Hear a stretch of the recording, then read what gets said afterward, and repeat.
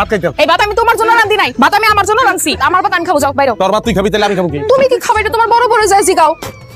বড় বড় কাছে গেলে কয় ছোট বড় কাছে যাও, ছোট বড় কাছে আইলে কয় বড় বড় কাছে যাও। আমি কি তাঁতের মাকু রে? তোকে কথা মতন খালি ডাইনে বামে দৌড়াবো? খাওয়ান লাগবো না আমার, নাকি বাঁচবো কেমন আমি? তোমার বাঁচতে কইছে কেডা? তোমার মতন স্বামী ঠাকুর আছে, আমরা দুই সতীন মিলে একলগে বিধবা থাকবো, এটা অনেক ভালো। ব্যবস্থা করতেছি আমি। আজ একটা বিরাট ফাটাফাটি হইব। কই যাইতেছো শেরানি পয়লা? খাওয়ানোর ব্যবস্থা করতে যাই, শান্তির ব্যবস্থা করতে যাই। শান্তি কোন জায়গায় আছে ওইটা আমি রাজা ভালো করে জানি। তুই যেহেনে যেই অবস্থা আছস ওই অবস্থা দৌড়িস না কর। তুই আয় আমার লগে দেখা করবি, যদি মাইর খাইতে না চাস তার চালিয়ে যায়। কি ভাই একদম শেরনি পরে ঘুরতেছো? তুমি ভাবি মিলে খুব আদর যত্ন করতেছে তাই না?